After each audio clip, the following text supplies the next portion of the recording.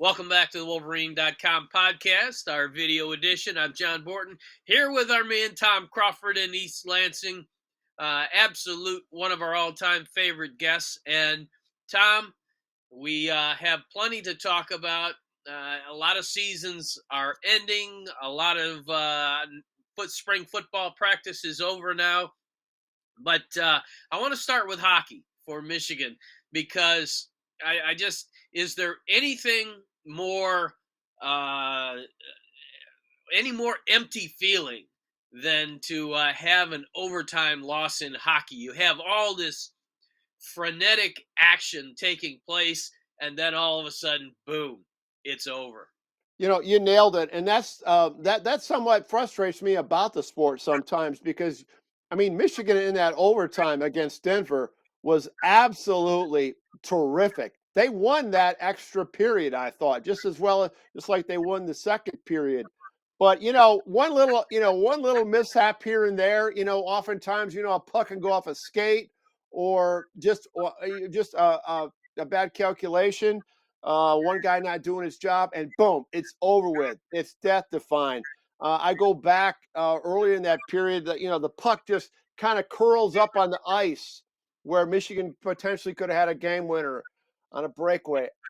That's that kind of the excruciating part of that sport. But I'll tell you what, and I'm not a hockey connoisseur. I watched that entire game though, from start to finish.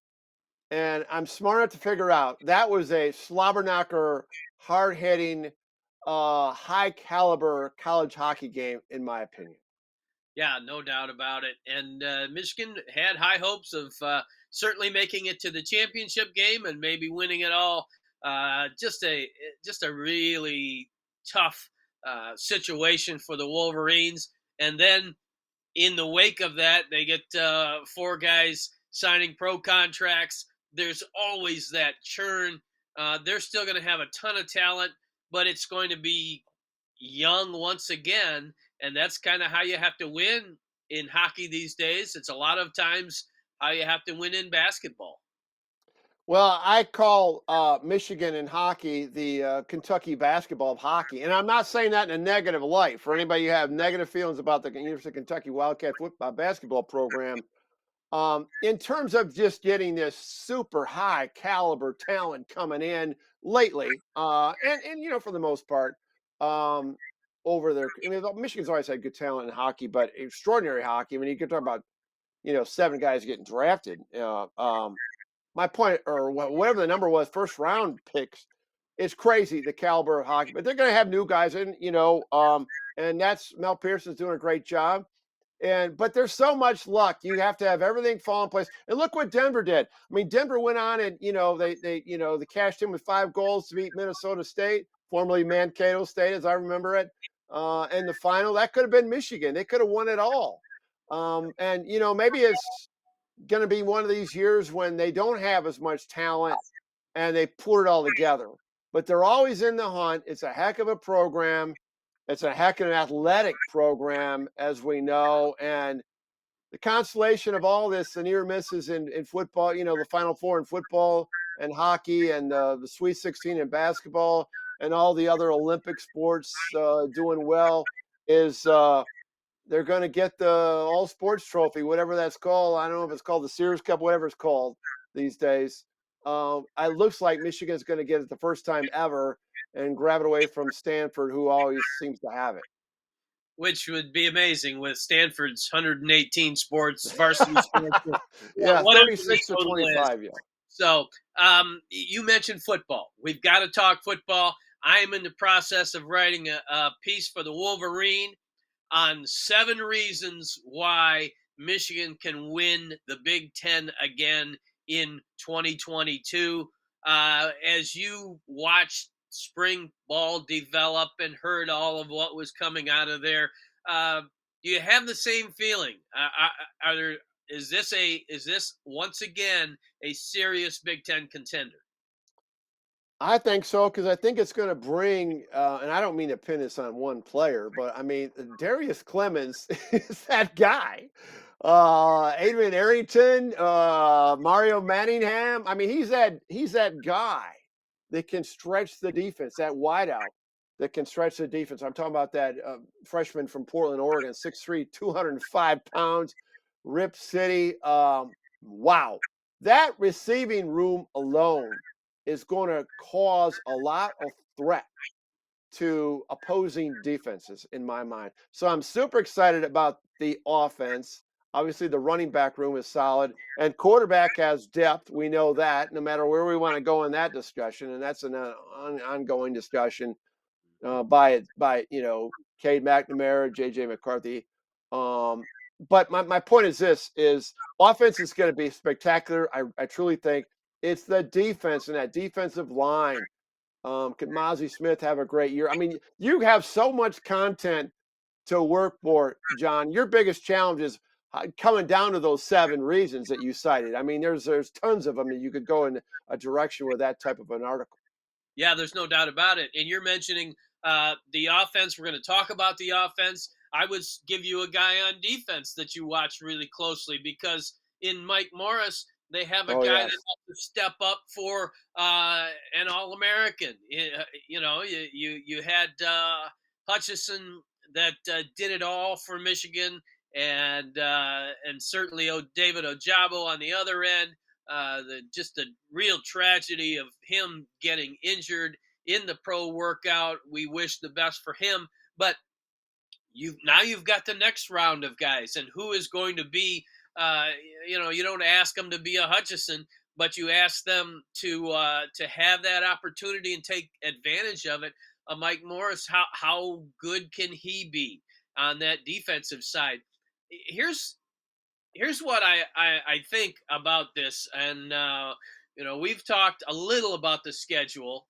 The reason, again, that I do like a bit of a soft schedule this year is that for that defense replacing so many people, you're going to have 4 games to get a defense with a new coordinator, largely the same system, but a lot of new guys up to speed to the point that when they go into Iowa and take on the Hawkeyes on the road, that I think they're going to be that much more ready. That said, you have an offense that was ready to win a shootout against an Ohio State at the end of the season. We look at that was a much better defensive effort against Ohio State, but in the second half, it felt like a shootout because you felt like you had to still score every time because Ohio State was starting to do the same. I think that it's going to be an interesting combination. A defense that's growing and an offense that's coming out of the gate pretty hot. Yeah, and you and I will go polarizing opposites on this schedule thing, and that's a bugaboo that I have. I just wish there was just one Power 5 opponent in those first. I mean, well, yeah, you got the 4th game is Maryland, but I mean, in those 3 non-conference instead of the group of 5, just have one to test you a little bit, because you're going to kind of get into this fool's gold thing, I think, and you're not really going to find out how exposed you are, your vulnerabilities, until you play tough competition. And I'll quit talking about that. But I do think, though, that you're right. You can get a sense of rhythm on this offense, what playing against inferior competition, and the downside of that is, though, you have to, once you have a schedule like that of 3 non-credible non-conference opponents, you have to be perfect, in my mind, in the Big Ten play, and that's a challenge, because going to now Kinnick Stadium, managing the noise and all that stuff is going to be. And yeah, there's experienced quarterbacks doing that. I know, but that's your first road game. You're jumping in your first. Not only is your first road game, it's your first tough, credible opponent. That we're going to find out everything there is to know about Michigan football. I think it's October 1st. Is that Saturday? We're going to find out, and I'm looking forward to that podcast on that Monday after that. Maybe that October 3rd, if I got my calendar correct, because Yes. that will tell where the seed is going in a nutshell right then. And if Michigan loses that game in Kinnick Stadium, in October, then I'm going to be coming on this podcast and saying, Tom Crawford, you were absolutely right, and I was absolutely wrong because they should have played somebody a little bit better. And you're going to have Michigan fans listening to this and saying, Iowa, do you remember what they did to them in the Big Ten championship game? But you and I both know that it's going to be a different world out Oh, in Iowa because I'm telling you, it won't. Michigan catches a break. It won't be that 10-degree wind tunnel that it can be in Kinnick Stadium as early in the season as that comes. But it's going to be a tough, fierce environment, probably a night game. oh yeah, that's the other thing I was going to throw at. It's a night game, and it won't be a bone chiller night game like that game in 2016, which was a bad situation. Yeah, and you know what, they could still, they could win that game and have other, hiccups down the road. I'm not saying the Iowa game is going to be once they get through hurdle through Iowa. I mean, they got a couple tough home games, including Penn State and Michigan State, and then obviously going down to Columbus and other. There's other games in between that they could stumble. But what I like though about and I know you're on vacation, and I was down at the spring game along with others, and I have a really difficult time evaluating spring games. I'm not smart enough to figure it out like a lot of your colleagues at the Wolverine.com are, and others. But a couple of I did like I did this Quentin Johnson was playing strong safety, number 14, I think, as number that guy, was seemingly all over the place. Sometimes and I had my eye on number 2, Will Johnson, Johnson and Johnson, not the law firm, but the secondary guys, the newbies, are, as far as guys that are. Quentin Johnson's a veteran player, but I mean, he's new to the as far as playing. I mean, I saw some guys that could potentially step up and be those household names on defense, but it's up front. It's that interior D line. Chris Jenkins, some of these guys up front, can they be that dominant guy? Can they be Georgia-esque in terms of that type of athleticism on the D line? And that's why that game sticks out to me, because I say, okay, so this is where we got to get to go to actually have aspirations of a national championship is Georgia and that defense, that defensive line. And that's going to be the big question. Can Michigan have a D line like that in 2022?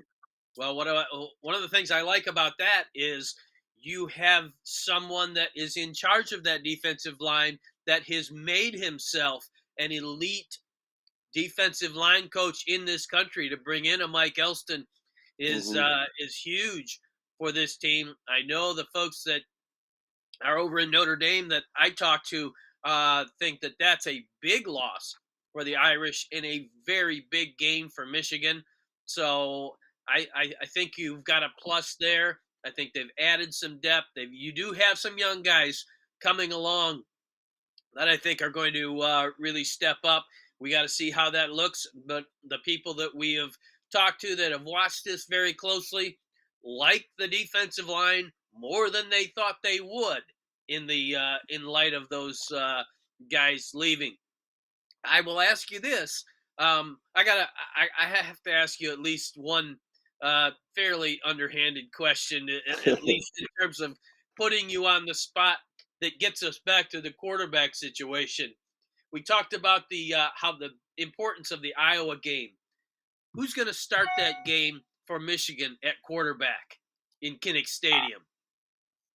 I'm going to stick with my gut, and my gut tells me J.J. McCarthy is going to start in that game. And it's unfortunate that he had a shoulder issue, and that thankfully no surgery is required, but that puts you back a little bit. I just think he's had enough experience, because I mean we could say he didn't have enough experience until freaking his junior year. For some reason he gets that tag. He's had some quality play out there. I think his sheer escapability is going to be which we're seeing in college football. The guys that can do that against high level defenses. And Penn State's going to be a challenge. Like I said before, on defense, Michigan State's always got a good defense. Ohio State down in Columbus, and the sheer athleticism that they have, let alone go into the playoff if they get to that point. It's going to take To me, I'm just going to tell you what I feel like. JJ McCarthy has a higher ceiling. He truly does, and I just think that eventually that's gonna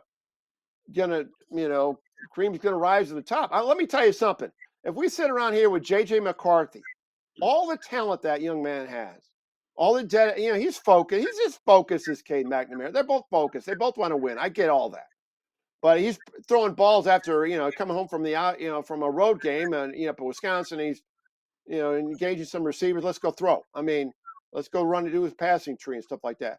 This kid, if he goes 3 years and never plays more than 20% of the snaps, that's going to be absolutely insane if that happens in a bad way. And I think that's not going to happen. I think he's going to play. Well, I think for sure he's going to play and play a lot. I will Well, on the hit. John, I gotta. So I'm gonna throw it back at you. Play a lot, okay? John Borton's definition of playing a lot to a guy, as in John Borton, who loves Cade McNamara, and I understand your opinion of it. I like him too. But how do you incorporate the two? How do you do that productively on your football team? Well, I think that you have to. I think they did about as good a job of it as they could last year in terms of inserting JJ McCarthy situationally. I think that has to expand in the coming year. I think that there has to be more packages where he comes in and does things that call for greater mobility and all of that. I'm gonna I'm gonna say right now my prediction would be for that Iowa game that Cade McNamara is your starting quarterback in that game, barring injury. I think through that non-conference schedule that we've discussed, he's not going to do anything to lose that job. I know that you think that JJ McCarthy has such a higher ceiling that he could win that job, maybe before the season even starts. And I Exactly. allow for that possibility. But I I just think that But where the does it end, John? John, where does it end? You say Iowa game is okay. So then, so Harbaugh. So then, obviously, you go to the next game. The next game. Well, we're going to stick with Cade. We're winning. Whatever. I mean, when does it end? When does JJ have his opportunity under your approach?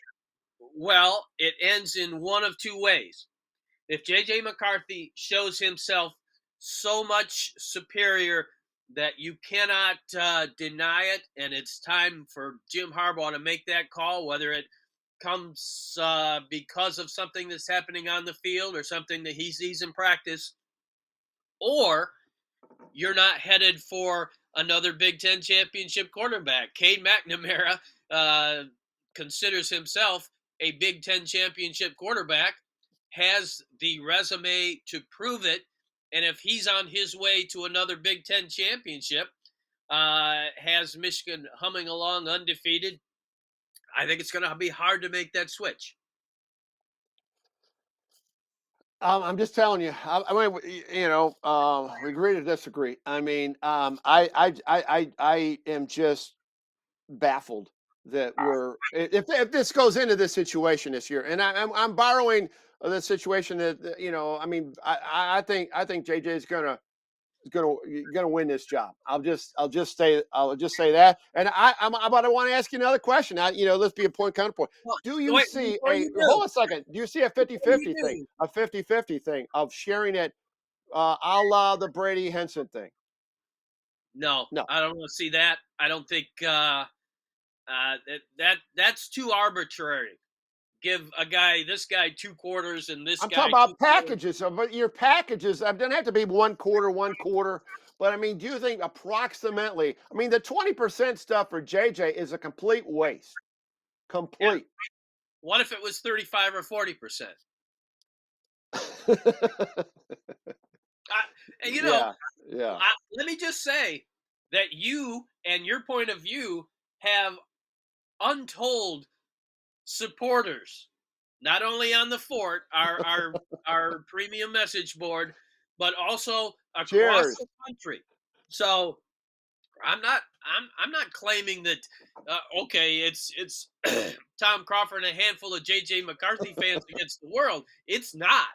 This is a big divide, and I acknowledge that. I have absolutely nothing against JJ McCarthy. I think he's going to be a great Michigan quarterback. I've talked to his dad. Those that family is so all in for Michigan I know. that Yeah. they've declared, hey, he's not going anywhere. Why would he? He loves Michigan, and I'm anxious to see him as uh, as a large part of this team and Michigan's eventual starting quarterback. But Well, I'm just not sure it's going to happen at the start of this year.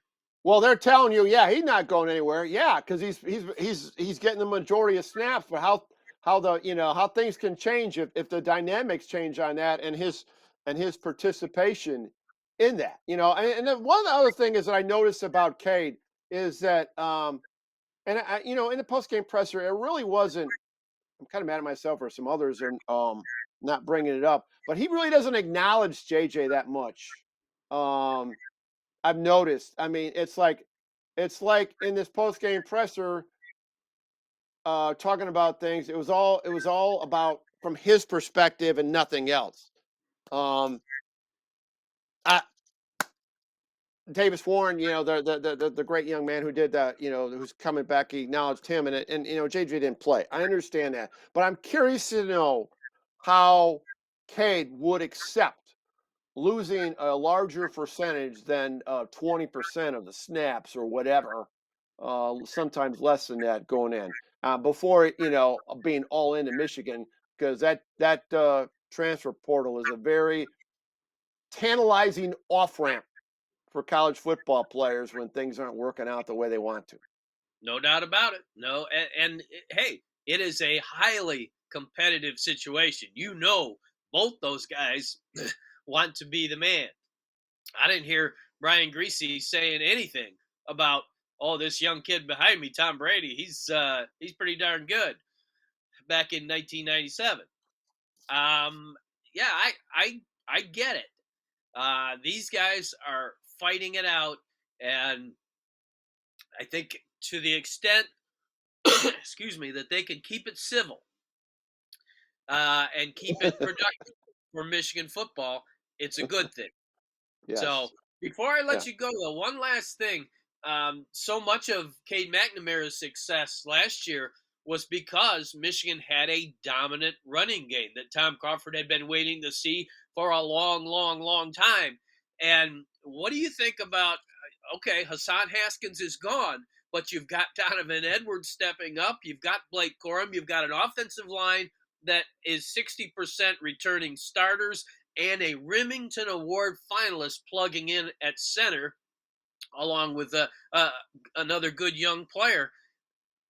Are they going to have the kind of dominant running game maintained that will make it easier on whoever is behind center? Yeah, I think so. That's a great question. I think it will be for the reason I opened up with about Darius Clemens, because when you looked at that receiving core last year or even the year before, I'm trying to think. Michigan hasn't had that deep threat to really stretch that defense, and that's where I think Clemens can be that guy.